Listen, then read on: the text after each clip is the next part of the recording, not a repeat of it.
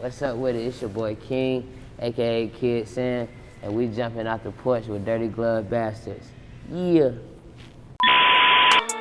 Roll up a flip, I don't pour the fifth. Got a license, but whipping a fifth.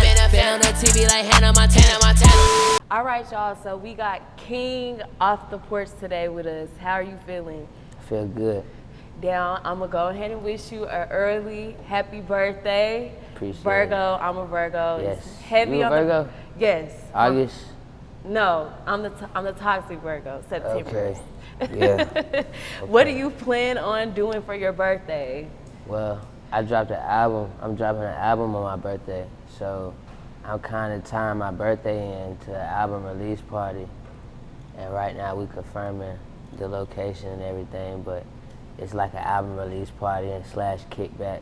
So we turning up for the hard work and the celebration of me and my birthday. That's gonna be lit. Okay, can I ask you how old you turning? Look. It's all mental. It's all mental. The age with me is a mental thing. I don't really speak on my age. All right, I respect that. Now, getting into your childhood, we've basically seen you guys, well, you grow up from TV, but what were some things that we didn't get to see when it came to your upbringing?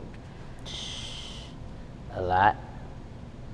Just that's how I can simplify it. A lot. They ain't see when I started to get into the music, like for real, because we ain't broadcast that as much. Because I realized I wanted to do music, like, I want to say, not the beginning, but almost the beginning of school. Like, we was in there a couple months, 2 months, and then I realized I was gonna go in there and just play around. And that's just how that became, but not too much that they ain't see that they were supposed to see. They seen, you see what I'm saying? And did you want to showcase your music on the show? Did I want to? I wasn't really, you see what I'm saying? I wasn't big on using the show for me. I was big on me being bigger than the show, you see what I'm saying? So I wasn't really trying to use the show for nothing that I had going on separate to myself. And what were some life lessons that your parents taught you that will always stick with you? Shoot, man. You're gonna have to work for what you got. You don't take nothing from nobody, no matter what. You don't take nothing from nobody. And shoot, keep your mind focused. You gotta stay consistent. You see what I'm saying? You gotta stay consistent on what you wanna love, what you love to do, and what you love doing. So just keep your mind focused on that and don't near off to the negative. And what would you say it was like for you growing up in the spotlight? It was normal to me, but at the same time growing up, you could see that it wasn't normal. So like, for me, I like to treat it as, like, I like to walk around me a normal person. But the people around me would be like, bro, you're not normal, my nigga, you tripping. Like, you tripping. So like, I like to look at it as I'm a normal person because I don't want to come off as, you see what I'm saying, not being humble, cocky, and I'm a very humble person. So I like to move as I'm a regular person because I am. I was just blessed with a little bit, you see what I'm saying, more than others. So have you ever had to snap into reality like, dang, I can't move like that because, you know, although I see myself as like normal, everybody around me don't see me that way?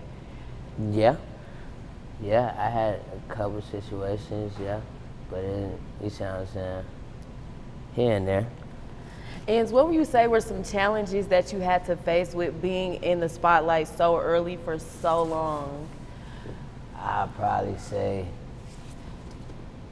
going out in public, like with just me, and you see what I'm saying, my folks, and probably school, cause man, school, it was just so much going on in school. Yeah, that was probably, yeah. And how did you even learn how to navigate, like going to school and everybody knowing about your family? I went to public school, right? So the first, like let's say the first year I went, it's like, okay, King here, cool, but I stayed like in the same county my whole like school, so it's like they got used to me. Like from my elementary school, moved to the middle school, and then the high school, they was all used to me. So it wasn't more of, oh my God, there go King. It was more of, nigga, that King go here, you see what I'm saying? You see what I'm saying? It was more, it was weird. It was weird. I want to say it was weird because it was more people, I ain't gonna say it was weird because it's regular, but it was more people mad than, you see what I'm saying, than happy, you see what I'm saying? Like, damn, that nigga King go here. What the hell? Like, it was just like, it wasn't. Like, of course you had people like, dang, King go to the school, and then you had people like, what the hell King doing that? Like, it was like, it was a balance of both. Mm-hmm. It was a balance of both, and I just balanced it out. Because I've been doing that for a minute, my whole life. Because I ain't never going to no private school, no. They tried to get me in a private school, right? I'm about to tell you how that went. Boom. They tried to get me in a private school, and we had to take a test to get in a private school. So I'm like, ain't no way I'm about to think and pass this test to somewhere where I don't want to be. So I'm about to put anything on this test and not get into private school. So that's what I did. So then my dad like, oh, you think you slick? You thought you were gonna miss this opportunity and then go back where you was? Nah, we gonna put you here, boom. So then I ended up going to North Atlanta. But then after that year, I ended up going back to my original school, which is DGB High School. You know, I was definitely gonna ask, like, if you went to public school. Yes, yes. And so your experience was that, how would you say it was? Pretty cool? It was wild. I wanna say it was wild. It was like, that was good and that was bad. It was like, but you gotta embrace it all. I mean, bad, good. With the good come the bad, with the bad come the good. So, can't really. And I remember not too long ago, I'm finna get in your business real quick. Okay. Okay. Not too long ago, you were trending for a video where you got into it with somebody and you pulled out your backpack. Now, what exactly happened with that incident? Person walked up, they approached themselves to me how they wasn't supposed to. That was really it. And I kind of reacted at the time how I reacted, so it wasn't nothing more, nothing less, just how they approached me.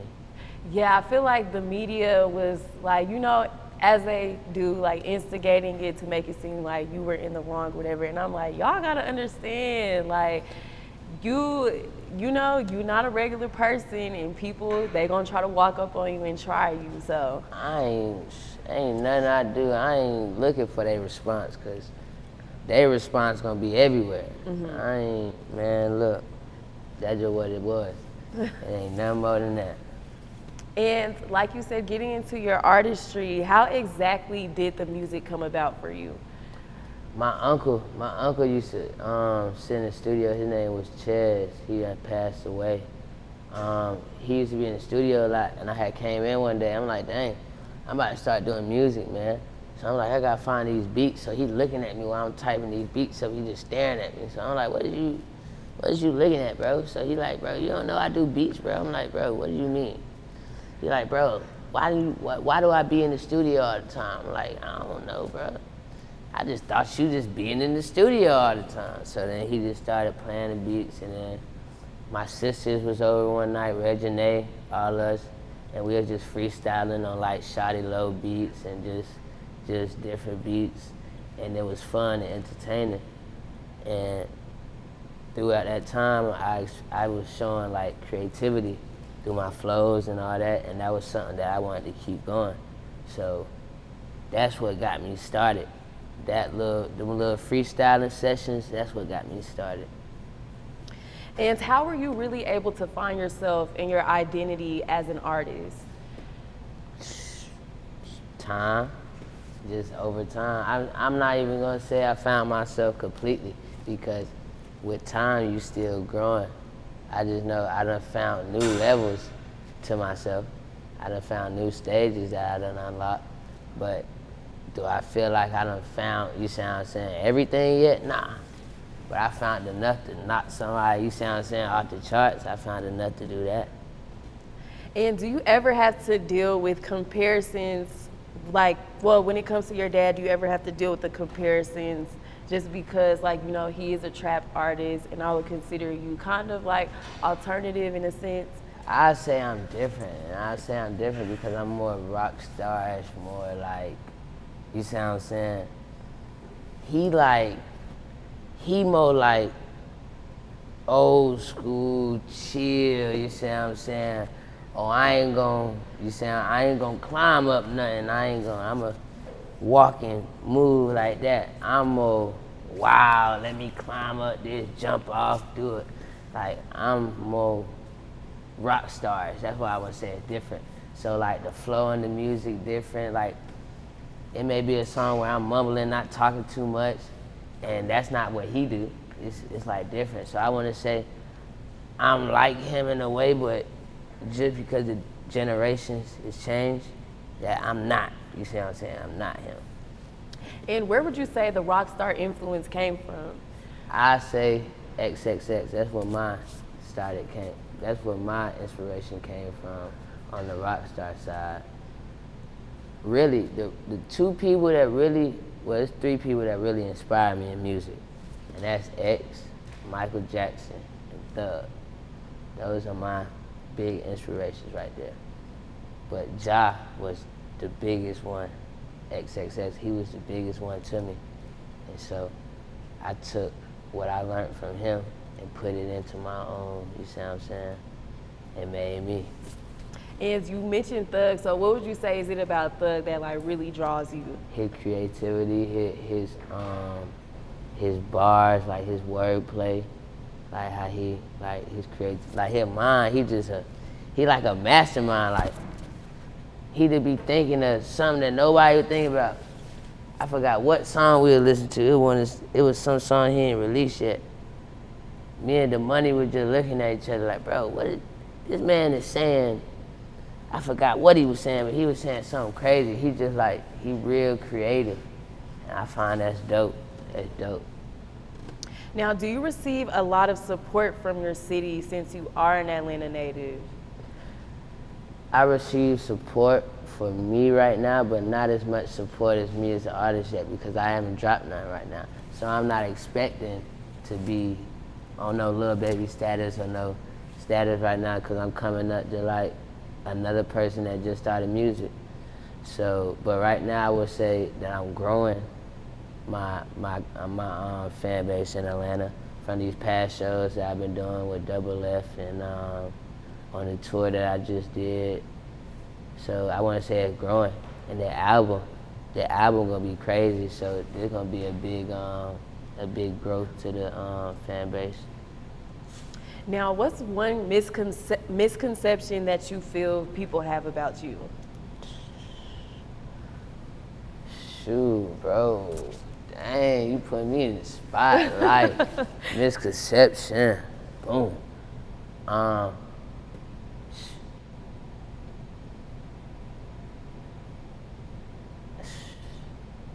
Bro, it's a lot, bro. And you know what? I might let them keep them because I can't even, it's like, the person that you think I am, that's not me. That's all I can say.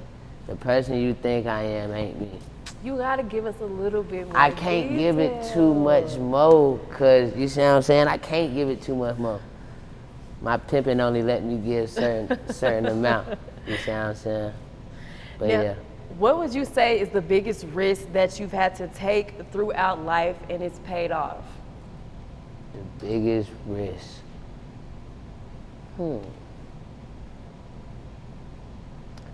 I would probably say,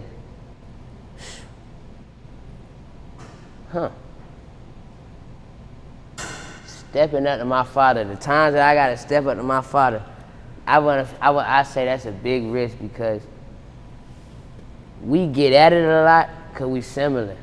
So at the end of the day, right, he give a lot too, right? Let's say without, he give me a lot, and let's say, cool. But at the same time, I still stand on what I stand on, right?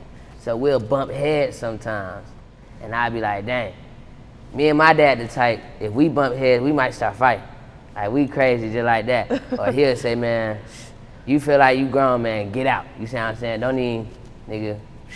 So I feel like that's a big risk because, like, how we think, like, cause we real similar. I feel like every time we get into it about something crazy can happen. So I feel like that's a big risk. Man, I feel like you're the one out of all your siblings, like you like the rebel out of everybody. Yeah, that's why we get into it. Because it's certain stuff that I won't go for that he like, well, you gotta go for it. You don't got no choice but to go for it. And I'm like, to hell do I go for it? Like, and that's where we get it. That's where we get into it. So that's why we kind of keep our space. You see what I'm saying? But we can't do too much arguing, cause then we'll get into it. Now, being like the rebel out of everybody, what does that come with? I want to say he just look at me kind of different. He look at me kind of different. And when I say he look at me kind of different, because of what he see in me, I know what he see in me, but he don't know what really all the way in me, all the way. Like, he may say, you might go do this, and you not even thinking about if this and that, and he don't know that. And I'm already thinking about if this and that happen. But you see what I'm saying? But he don't know that I'm thinking about that. So that's where we always click into it. And so he'll say, I'm back talking, or nigga, I don't listen because I'm always talking. But I'm just letting you know, that ain't right. I understand what you trying to say, I understand it. But I guess it's hard for him to accept that because of my age, but hell. Now, do you feel that you have it a little easier when it comes to navigating through the industry just because of who your parents are? In a way, but the same way I got an advantage, I feel like I got a disadvantage. Because there's some people that feel like, boom, I'm a plant, and that's why I'm gonna be great. And then other people that feel like, boom, I got real talent and I'm my own person. So it's like, you're gonna battle through both of those. You're gonna battle through the haters, you're gonna battle through the supporters, but it's like, I don't even worry about what them people down here talking about, cause that Cap, I know Cap and I know me. So I ain't even worry about that. So I'm gonna just ride for my supporters. I'm gonna make my supporters happy and do me. So there's a lot of industry plant talk because you are pursuing music. Yeah, stuff like that. I really don't need, like, I can't tell you what everybody say about me, because I don't care to even be, like, if I look at the comments and they hating, I might just be laughing. I might be laughing and say something like, nigga, da, and then just laugh it off. But I don't really be tripping about none of that, because that jump been happening my whole life. And if I dwell on that, then I ain't gonna get to where I wanna get. I ain't tripping on them. Hell. Now, are you an independent artist right now? I like to say I'm independent, yeah, to a way. You know, I'm still with the, like, I don't know, man. That's a good question. Like, that's a good question. I'd say, what you would say, J-Mark? Independent artist. You just say, because we done said yes and we done said no. Yeah, we independent. Wild Beast, I have my own label. It's Wild Beast Incorporated. Tell us about that. Wild Beast Incorporated, yes. It's a label I have, and we got Juan right there, K&G Juan. We got Ashton right there, 88. And so it's basically like, it's like a brotherhood almost. Like, it's like a group full of people that got a bond together. Like, at the end of the day, Wild Beasts stand for beasts. People are hungry, they fearless, you see what I'm saying? of course that, but at the end of the day, it's with people that I done build a bond with that in a way I can call my family, you see what I'm saying, my brothers.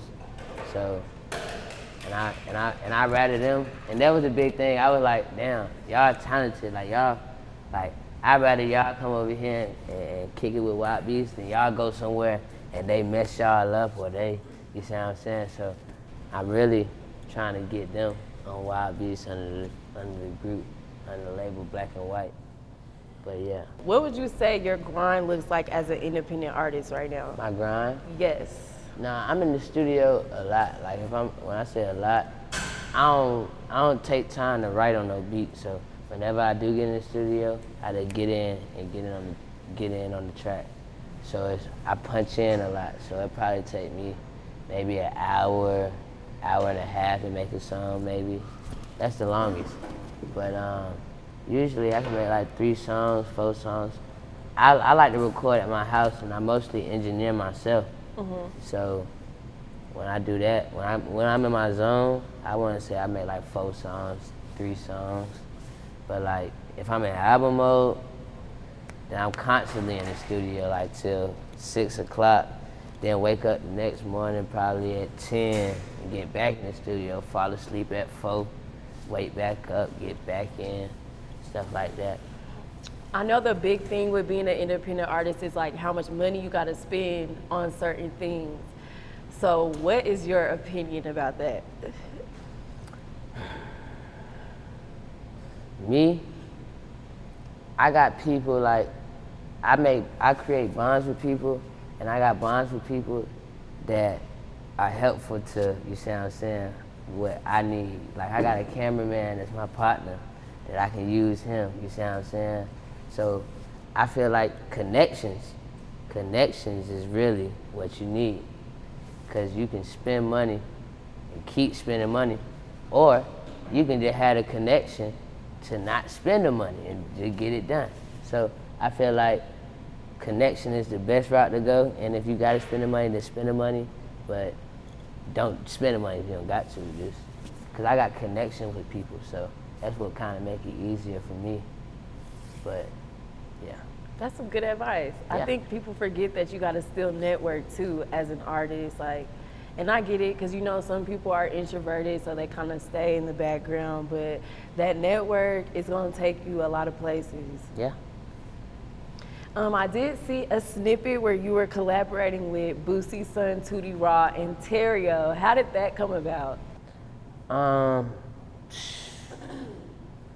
Really, his people just hit me up and like, yo, we gotta get y'all on the track. And I was like, I'm with it. Tell Terrio, tell him, hit me up. We cool. So we all got into Atlanta, because I was on tour at the time. So when we all got back to Atlanta, we just jumped in the studio and knocked that out.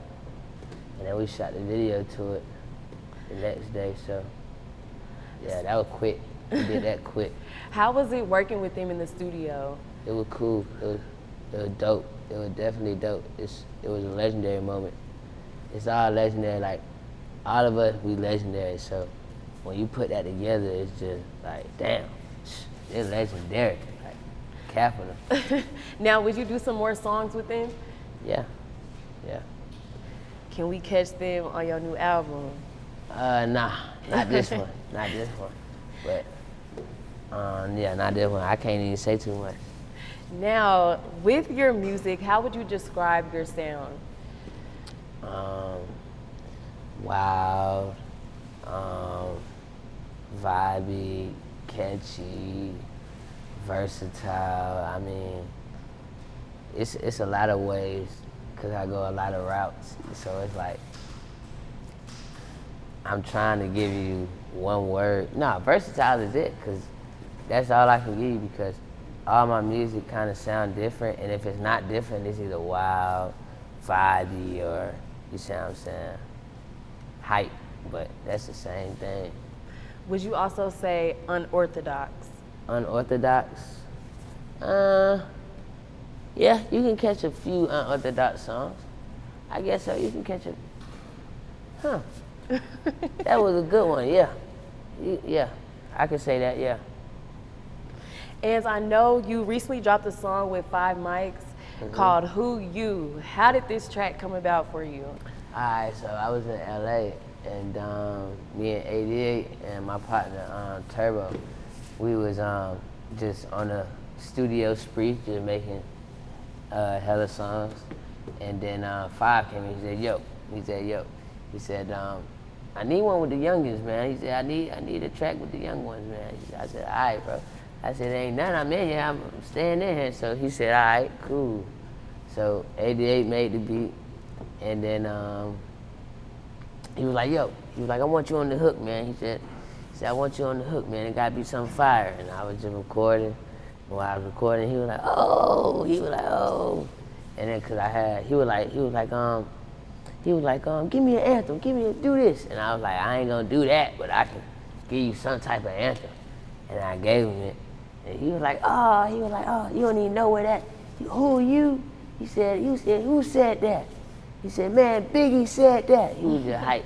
So that really how that came up. We were just chilling together, and he just spoke it up, and it just happened. I got the chance to listen to the song. It's hard. Appreciate it. Now let's talk about this album that you finna drop on us. What was the creative process like with this one? Man,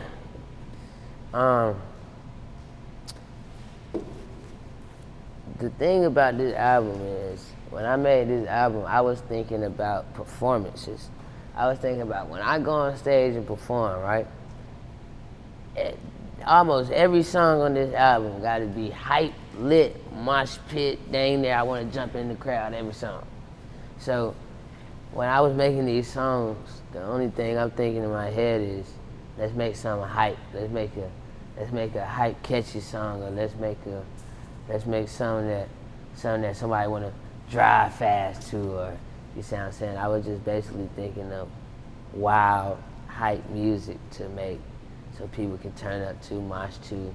That way when I perform the album, if we go on tour for the album or something like that, it's lit, you see what I'm saying? It's something that everybody go home and talk about. They say, dang, bro, y'all seen King jump off the, you see what I'm saying? Like, something like that. So that was my whole image for the album.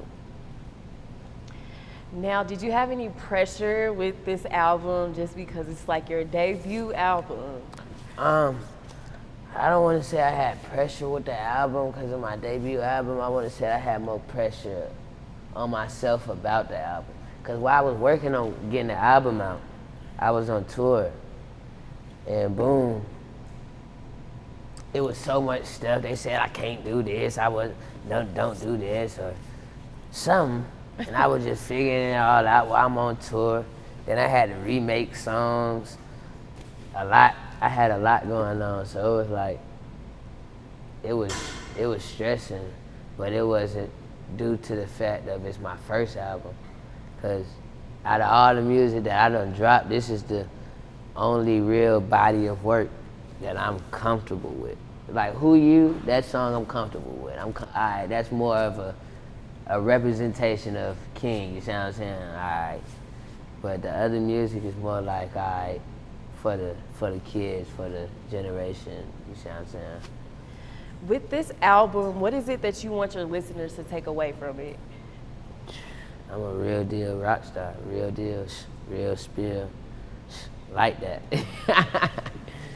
Yeah. And what producers were you working with? If you could tell us. G Money, 88 Waves, he did most of them. And Prime Go Crazy and Slime Castro, but 88 is on most of them. Now you gotta explain to us the vibes that we could expect with this project. Shoot, man.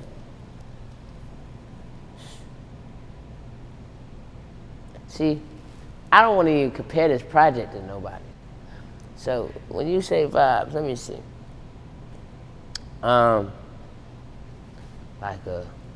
Like a wavy,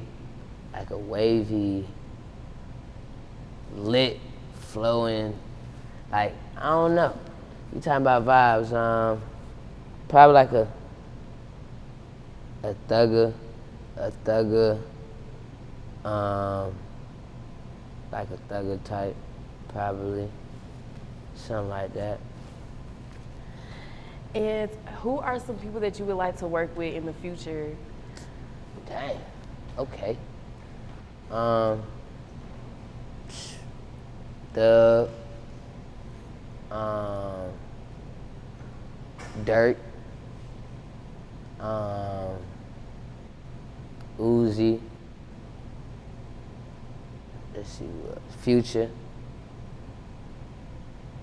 and I'ma nail it off with this last one. Dang, I'm forgetting one. Who I'm forgetting? I'm forgetting somebody.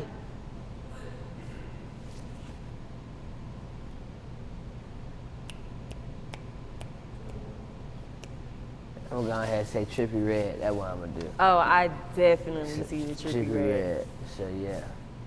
Now, Or Machine Gun Kelly. you know your brother, he also raps as well, so can we get a future collab with y'all too? The money, where my song at, bruh? Come on, man. I'm supposed to been got a song for him. And yeah, he said it's on the way, so it's on the way. Now, what's next for you after you drop this debut album? Supposedly we got calls about a tour, some tour with Lil Gotit and Kid Trunks, and the Millennium Tour. Supposedly I'm on October 16th at the State Farm Arena. That's confirmed, but supposedly I'm supposed to be on the whole tour. We about to see, but we got one date confirmed on that. So that's really it. It's on to the next body of work. As I know you mentioned earlier when we were talking about, finding yourself as an artist and your identity, that you're still finding yourself a little bit more every day. So for someone who is a younger person who's struggling to find their identity, what advice would you give them? Just be yourself and keep being inspired. You gotta keep being inspired till you build a bigger vision for yourself. So I wanna say, don't give up on your dreams, keep going. If you're not good, just know you ain't put enough time into it yet to be where you see it, you see what I'm saying? So practice, keep going. That's my message. And before we wrap up, any last words or shout outs? I wanna say shout out to Wild Beast, shout out to D-Star, shout out to my manager J-Mob, yeah. Shout out members only. I want to say happy birthday to myself, my grandma, 88. It's actually 88's birthday today. Happy 88, birthday, happy 88. birthday, yeah. So, yeah. Everybody be safe. Y'all keep going, follow your dreams. Shout out to Virgo season. Yeah. Roll up a flip, I don't pour the fence. Got a license, but whipping a fence. Been on the TV like Hannah Montana. I done